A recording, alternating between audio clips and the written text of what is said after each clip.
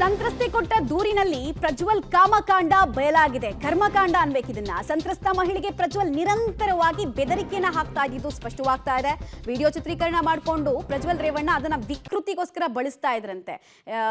ನಾನು ಕರೆದಾಗ ಬರಬೇಕು, ಇಲ್ಲಾಂದ್ರೆ ಈ ವಿಡಿಯೋನ ವೈರಲ್ ಮಾಡ್ತೀನಿ, ಮಾನ ಹರಾಜ್ ಹಾಕ್ತೀನಿ ಅಂತೆಲ್ಲ ಗನ್ ಪಾಯಿಂಟ್ ಅಲ್ಲಿ ನನ್ನನ್ನು ಇಟ್ಟಿದ್ರು ಅನ್ನೋದು ಮಹಿಳೆಯ ಆರೋಪ ಆಗ್ತಾ ಇದೆ. ಆಮೇಲೆ ಮಹಿಳೆಯ ವರ್ಷನ್ ಆಗ್ತಾ ಇದೆ. ಅದಕ್ಕೆ ಸಂಬಂಧಪಟ್ಟಂತೆ FIR ಕಾಪಿ ಕೂಡ ನೀವು ಗಮನಿಸ್ತಾ ಇದ್ದೀರಾ ಒಂದ್ ಕಡೆಗೆ. ಸೊ ಇದನ್ನೆಲ್ಲ ಗಮನಿಸ್ತಾ ಇದ್ರೆ ಇಷ್ಟೊಂದು ಪೈಶಾಚಿಕ, ಇಷ್ಟೊಂದು ವಿಕೃತಿ, ಇಷ್ಟೊಂದು ಅಸಹ್ಯವಾಗಿ ಯಾವುದಾದ್ರೂ ವ್ಯಕ್ತಿ ಇರೋದಕ್ಕೆ ಸಾಧ್ಯನಾ ಅಂತ ಸಹಜವಾಗಿ ಅನ್ಸುತ್ತೆ. ಬಟ್ ತನಿಖೆಯ ನಂತರವೇ ಸತ್ಯಾಸತ್ಯತೆ ಈ ಪ್ರಕರಣದಲ್ಲಿ ಕೂಡ ಏನು ಅನ್ನೋದು ಗೊತ್ತಾಗುತ್ತೆ.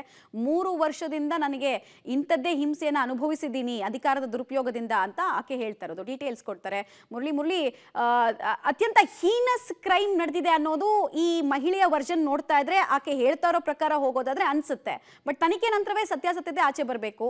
ಸೊ ಅಧಿಕಾರದ ದುರುಪಯೋಗ ಎಷ್ಟರ ಮಟ್ಟಿಗೆ ಆಗಿದೆ ಅಂತ ಮೇಲ್ನೋಟಕ್ಕೆ ಅನಿಸ್ತಾ ಇದೆ ಅಂತ ಇಲ್ಲಿ.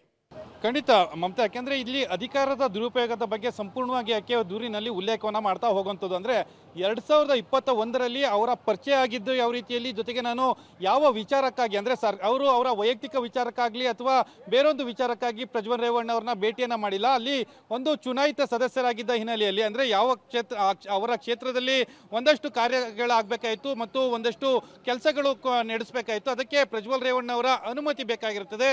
ಅನುಮತಿ ಅಂದರೆ ಆ ಕ್ಷೇತ್ರದ ಸಂಸತ್ ಸದಸ್ಯರವರು ಆ ಹಿನ್ನೆಲೆಯಲ್ಲಿ ಏನು ಒಂದು ಮನವಿಯನ್ನು ಮಾಡ್ಕೊಳ್ಳೋಕೆ ಹೋದ ಸಂದರ್ಭದಲ್ಲಿ ಅಲ್ಲಿ ಈ ರೀತಿಯಲ್ಲಿ ದೌರ್ಜನ್ಯ ಮಾಡಿದ್ದಾರೆ, ಜೊತೆಗೆ ನನ್ನ ವಿರುದ್ಧ ಸಾಕಷ್ಟು ವಿಕೃತಿಯನ್ನ ಮೆರೆದಿದ್ದಾರೆ ಅನ್ನೋದ್ರ ಬಗ್ಗೆ ತನ್ನ ದೂರಿನಲ್ಲಿ ಉಲ್ಲೇಖವನ್ನ ಮಾಡ್ತಾ ಹೋಗುವಂಥದ್ದು.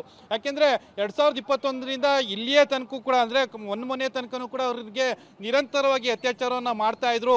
ಕೊಲೆ ಬೆದರಿಕೆಯನ್ನ ಹಾಕಿ, ಜೊತೆಗೆ ನನ್ನ ಗಂಡನ ವಿರುದ್ಧವೂ ಕೂಡ ಕೊಲೆ ಬೆದರಿಕೆಯನ್ನು ಹಾಕ್ತಾ ಇದ್ರು. ನಿನ್ನ ಗಂಡನನ್ನು ಕೂಡ ಕೊಲ್ತೀನಿ ಅನ್ನೋ ಒಂದು ಭಯವನ್ನು ಹುಟ್ಟಿಸಿದ್ರು. ಭಯದ ವಾತಾವರಣದಲ್ಲಿ ನಾನು ಅವರ ಜೊತೆಯಲ್ಲಿ ಲೈಂಗಿಕ ಸಂಪರ್ಕವನ್ನು ಬೆಳೆಸಬೇಕಾದಂಥ ಅನಿವಾರ್ಯತೆ ಬಂತು ಅಂತೇಳಿ ಕೂಡ ತನ್ನ ದೂರಿನಲ್ಲಿ ಉಲ್ಲೇಖವನ್ನು ಮಾಡಿರುವಂಥದ್ದು.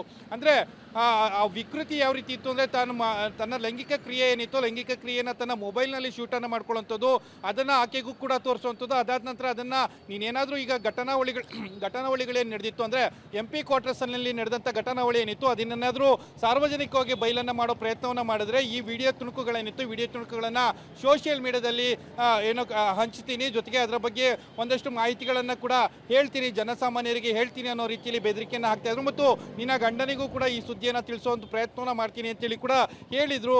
ಆ ಹಿನ್ನೆಲೆಯಲ್ಲಿ ನನಗೆ ಬೇರೆ ಯಾವುದೇ ರೀತಿಯ ಕಾರಣಗಳಿರಲಿಲ್ಲ, ಅಂದರೆ ಬೇರೆ ಯಾವುದೇ ರೀತಿಯ ದಾರಿಗಳು ಕೂಡ ಇರಲಿಲ್ಲ. ಆ ಹಿನ್ನೆಲೆಯಲ್ಲಿ ನಾನು ಪ್ರಜ್ವಲ್ ರೇವಣ್ಣ ಅವರ ಜೊತೆಯಲ್ಲಿ ಲೈಂಗಿಕ ಸಂಪರ್ಕಕ್ಕೆ ಮುಂದಾಗಬೇಕಾಯಿತು ಅಂತೇಳಿ ಕೂಡ ತನ್ನ ದೂರನ್ನು ಅವರು ಹೇಳ್ಕೊಂಡಿರುವಂಥದ್ದು. ಮಮತಾ, ರೈಟ್, ಧನ್ಯವಾದ ಮುರಳಿ ತಮ್ಮ ಮಾಹಿತಿಗಾಗಿ.